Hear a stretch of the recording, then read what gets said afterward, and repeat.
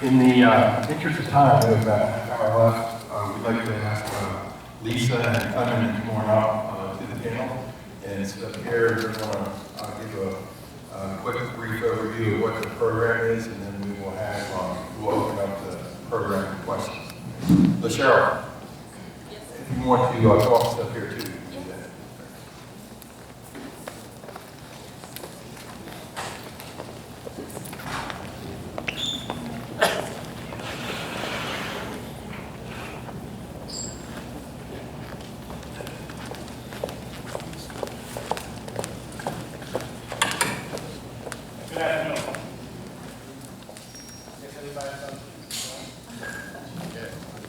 Good afternoon, everyone.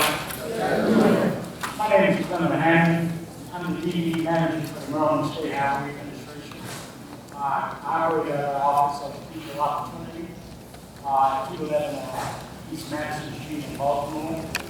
We monitor all the contracts that the State Highway Administration enter into. We are monitoring well over 1,000 contracts as we speak. DBEs, MBEs all participate in our projects. As you can imagine, we build roads, bridges, and light type projects. Since we don't have the ICC, which will Wilson Bridge projects have come to an end or nearly an end, we're only into system preservation type projects at this time. What we found in our work that we need storm water management professionals, engineers, architect, CADFul, and the like. What I've observed over the years at SHA is that we have a number of vendors in MDOT's MBE program, but we have a small number of vendors that actually bid on our projects.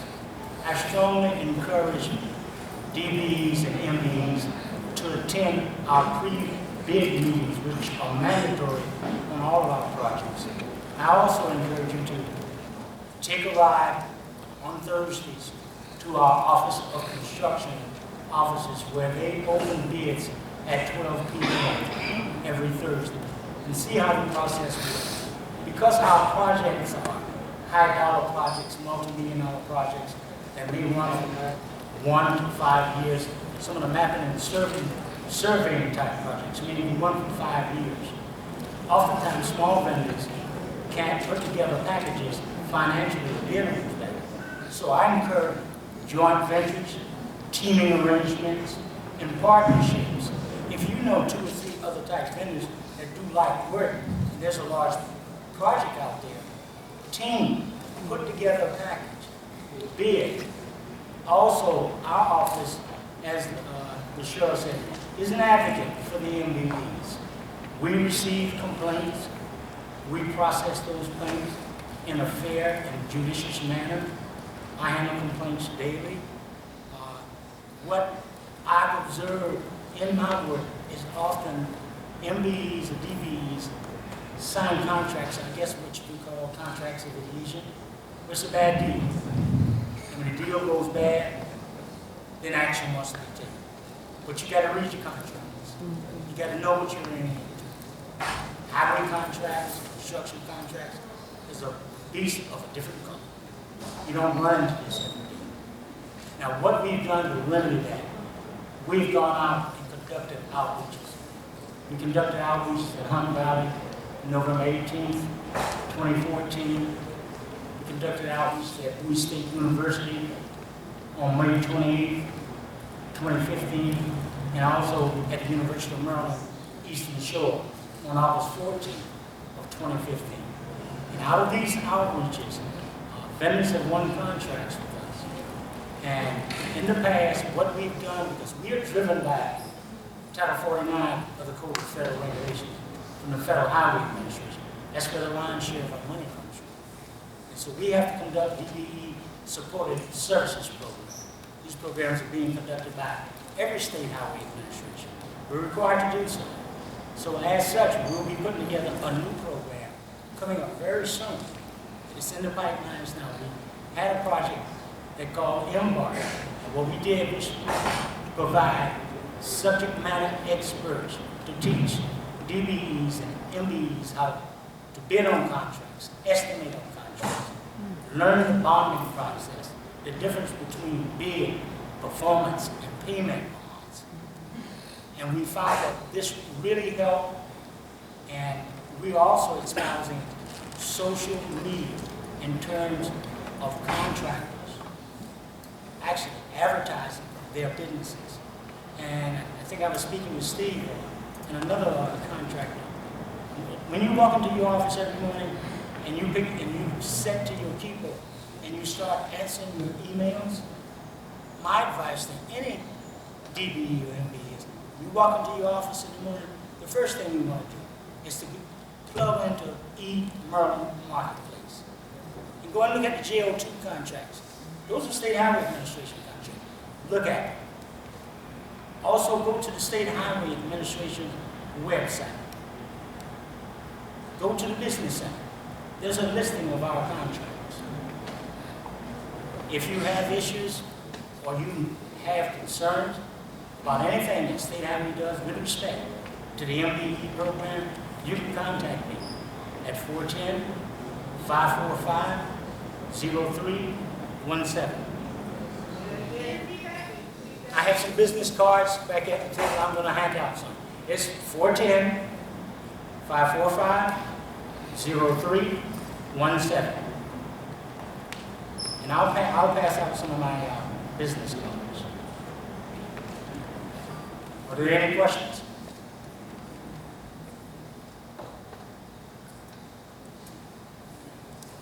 Thank you.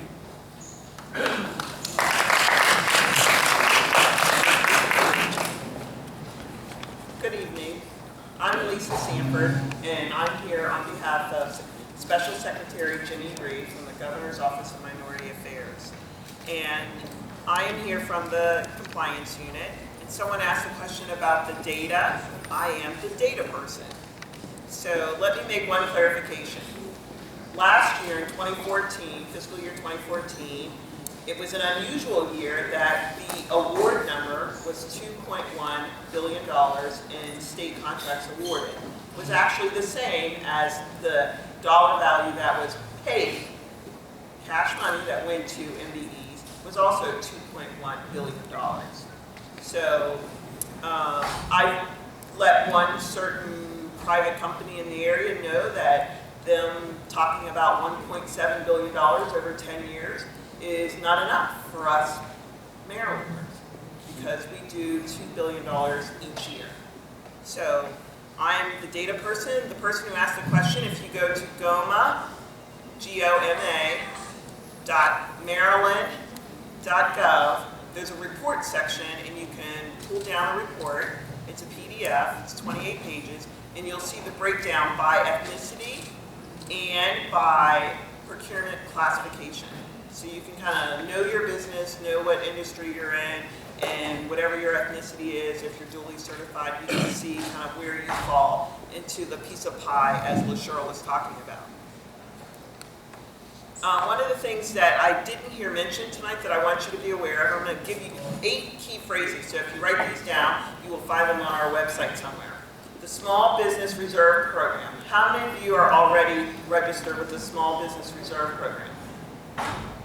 One hand. Folks, it's self-certified. You don't have to go through a paper process.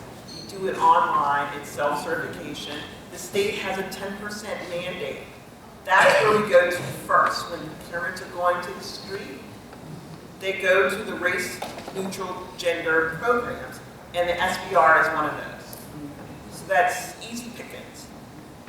And the way you find those solicitations, as Clement was telling you about eMaryland Marketplace, if you go to eMaryland Marketplace and you search on the bids, just put the keyword in the description, SBR, and you will see what SBR projects are out there, meaning those contracts are going to Small Business Reserve projects. That's what we call low-hanging fruit. So you don't have to be MBE certified in order to participate in that work. You just have to meet the small business criteria that's self-certifying on their website, on the eMaryland Marketplace. So again, that's SBR, stands for Small Business Reserve. And you can find that registration link on the eMaryland Marketplace. Our office is open for business, as Hogan's new slogan is. And so with that in mind, Cheryl told you about the certification process. Now our office supplements what you do after you get certified. We have what's going on right now. You want to write this down. Ready, Set, Grow. It's a series of events. They're not matchmaking events. They're actually opportunities for you to get direct contact with buyers at certain agencies. So our first one was held at the University of Maryland, College Park campus. They issued a 24-page document of all of their upcoming procurement opportunities.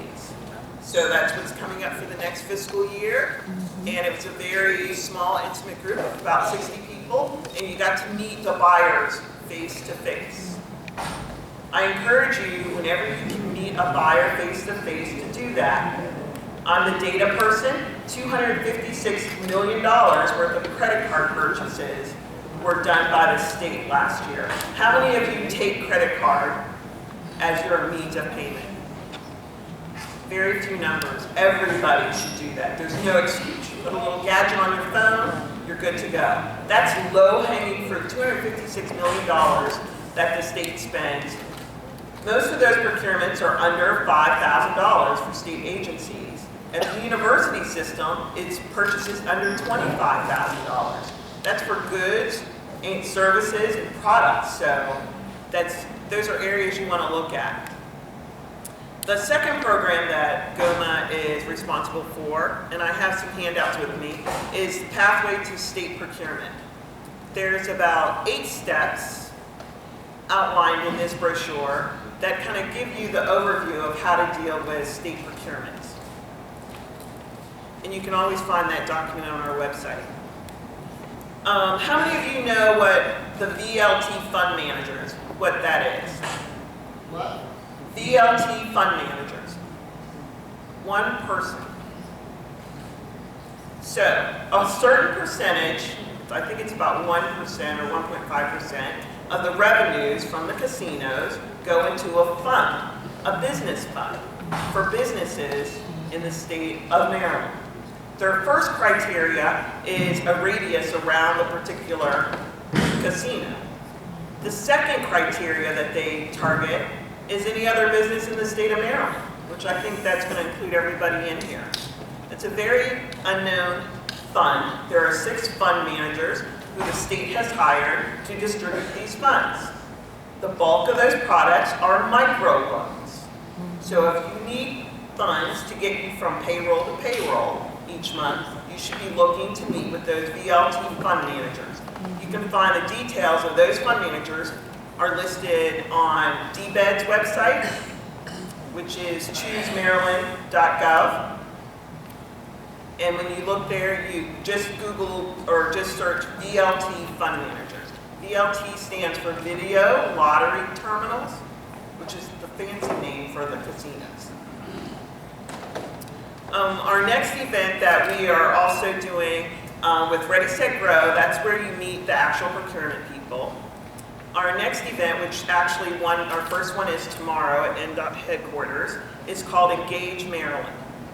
That's a hands-on training. That takes you a little bit deeper into the procurement process. And for instance, as Clement was talking about eMaryland Marketplace and understanding the procurement, you need to know how to fill out those MBE forms. If you are approached by a prime contractor, you need to know what they are supposed to fill out and what you are supposed to fill out. Many contracts get thrown out the door because the forms aren't filled out correctly. And whose fault is that? If you're signing up to do business, whether as a prime or a sub, you need to know the details. Just as you need to know the details in getting certified, you need to know the details in doing the work. That's the #1 reason. If you've watched the BPW streaming that the Lieutenant Governor and the Governor does on procurements that are being awarded, a lot of times when they're complaining there's a sole source or there's only one bid coming to the table, that's why. Because if the forms aren't filled out completely, it's a technical disqualification and it's thrown out. It's very important that you know every block that you are filling out on that form. So we have been working with the state procurement officials to offer these training sessions where we go over the forms in details. They're the same forms, they may have different numbers at the top, attachments, but it's the same form throughout the state. MDOT forms are slightly different, but the same basic premise. You can always, if you receive a solicitation, you need, like Clement said, go to the pre-bid. That's where you can ask the questions directly of the procurement team and the MBE liaison. The MBE liaison should always be at every procurement pre-bid. And that's your opportunity to ask questions. If you feel uncomfortable asking questions in the public setting, send an email. All questions get accumulated and have to be answered to everyone. That's a very important step that we are dismayed that so many contracts are being thrown out because the NDE forms are not being filled out correctly, and it shouldn't be. Another training that we have offered, Janice Montague, my colleague, has been doing a training called MBE Rights and Responsibilities. She's been doing this training for about 5 or 6 years, and we finally have a recording of it, of her slideshow presentation. You can find that on YouTube. MBE Rights and Responsibilities. So if you just look for GOMA, MBE Rights and Responsibilities, anybody doing work with the state should review that document, because I'm sure you're going to find out things there that you didn't know. So as we're talking about prompt payment, that's addressed in there. Liquidated damages, a new term in the state, you need to be aware of it. If you sign up with a vendor, has liquidated damages clause in their contract, if they don't meet their goals, there's a mechanism for the state to go after them for damages. That's brand new, it's only about a year old. So again, MBE Rights and Responsibilities. 2 more things. We have a webinar coming up. We do a lot of social media events because we are trying to reach the masses. We'd love to do face-to-face, but as you can imagine, we're a staff of only 9 people, so in order to meet the 5,000 plus MBEs that are certified in our database, we have to use social media, and that way you can review it at any time at your leisure so you can be up to date. So the next webinar we have coming up is called The Bottom Line, Understanding Your Rights and Responsibilities. One segment is going to be dedicated to those who want to do work directly with the state as a prime. The second segment is going to be as a subcontractor, because the rules are a little bit different between both. How many of you are familiar with MBE self-performance? 1, 2. Okay, so there's a new way that as you as an MBE, if there's an MBE goal on a project that you're bidding on, just because you're an MBE doesn't mean you can fulfill that goal 100%. That's where a lot of MBEs get thrown out in the bid process. You can only perform up to 51% of the work, so you need to know those details. I cannot stress how important it is to know the details. And the last event that I want to tell you about is we have a matchmaking event coming up. You can watch for it on our website. And what a matchmaking event is, it's a face-to-face event where we bring in buyers within state agency and the private sector, and you sign up to have your little 3-minute spiel with them one-on-one. I implore you to do your homework. Do not step to an agency or a private sector contractor without doing your homework. Know what they buy, know if what you do they purchase, and don't just say, well, what do you have to offer me? They're busy people. They meet thousands of people. And so you need to know what you want from them. And you'll get more out of that meeting if you do your homework ahead of time. And that's what I have to share with you today. Go ahead, sir. Before we go to question and answer period, we're going to do like most of y'all tell y'all pastors on Sunday, pastor, make it short. And so make your questions short. Amen. Dr. Thomas. Yes, I would like to know, based upon all the information that has been shared, a lot of times our businesses, our entrepreneurs, particularly our black entrepreneurs, miss it because of all of the technicalities that has been shared here today. Now, one of the questions I have, and I guess this is directed to the governor's, that is directed to the governor's office, and that is how on the governor's level, along with the county level, we're able to put a mechanism together that will help entrepreneurs to have a one-stop shop to be able to assist them, because with the competition with the larger businesses, it squeezes the small business out. And we can all make mistakes, but then there's no, there's nothing there to catch you to get you where you need to go.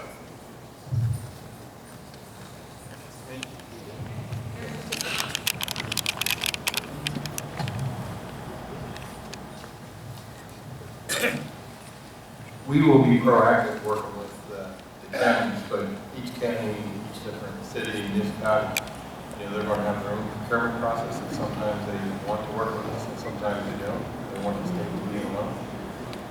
But we feel the best way to help you out is to package what we do and our experiences and try and bring them to you on a continued basis so that we can teach and help you learn so that you don't have those technical flaws or help with the program to get you in market position with someone that can walk you through it. Question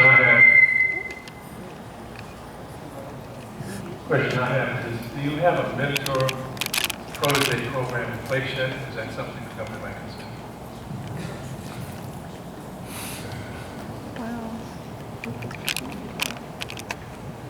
Currently, there is no mentor protege program like there is at the federal level, at the state level.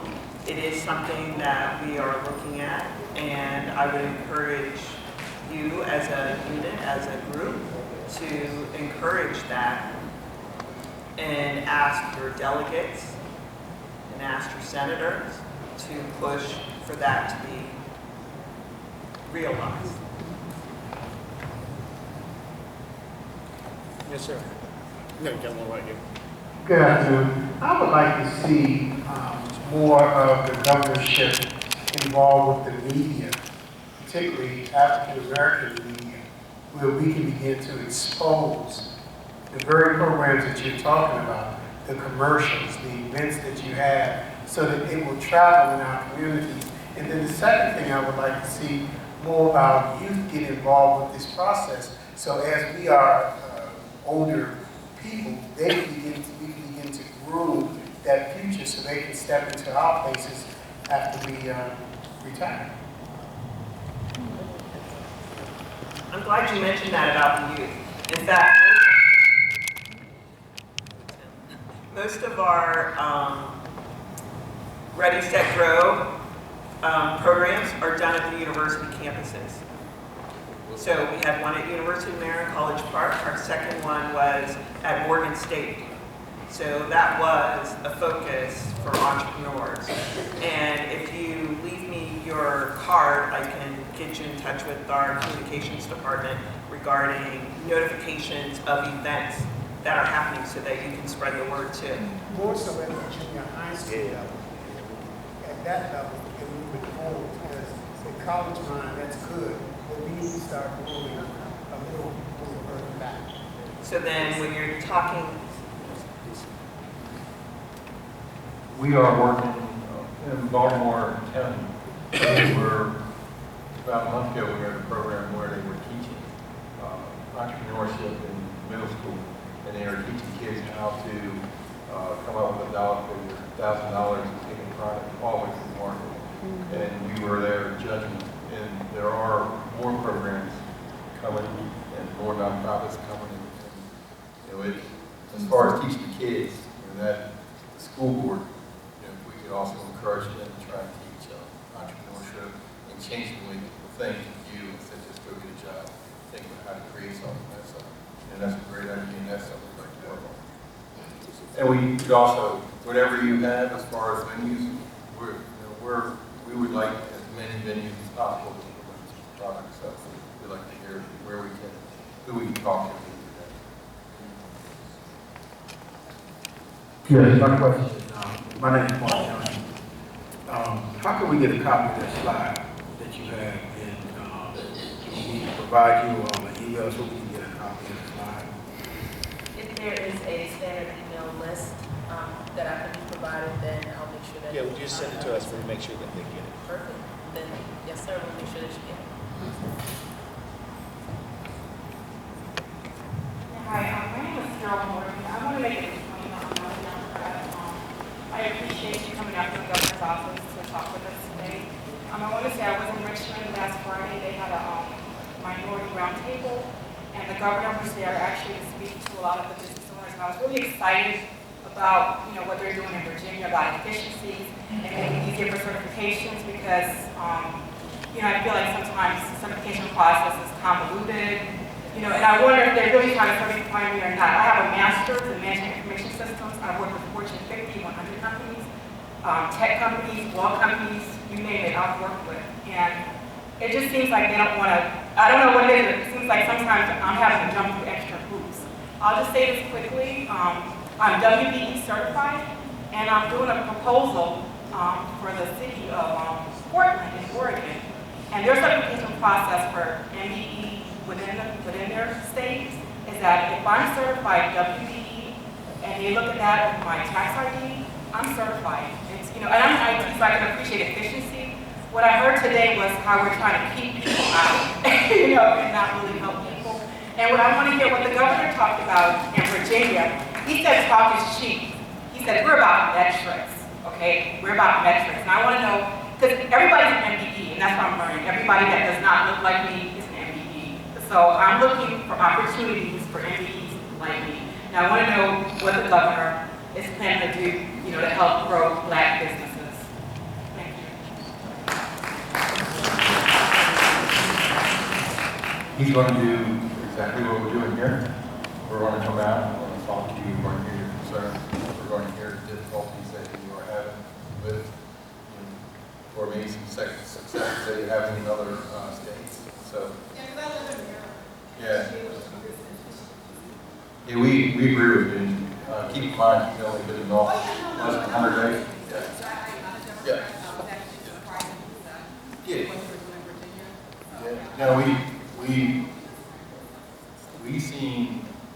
We've lost commercial real estate deals with employers because it would take us 2 to 3 years to get the permits and the applications through to get people to open their doors up there, and we can go to Virginia at 140, 150 days. And you're absolutely right. We want to be competitive with Virginia, which is why we're doing business. We completely agree with you. We're going to have time for about 2 more questions, this question and right here. I want to first of all thank you guys for coming out here, exposing yourselves to the information, exposing us to the information. My question is, I'm an insurance man. One of the things is, I was in Baltimore County and I was talking to a lot of state employees, and I have a lot of young people that want to get into the business. Maryland doesn't have a systematic state allotment where the person can go online, like the federal system, put in a bank account and routing number, and just have money direct deposit out of their account. You got to hand walk it. It's a long, it's an efficiency problem. And I'm like, this is something that comes to the 21st century, where all these counties, all these agencies, if they just had a simple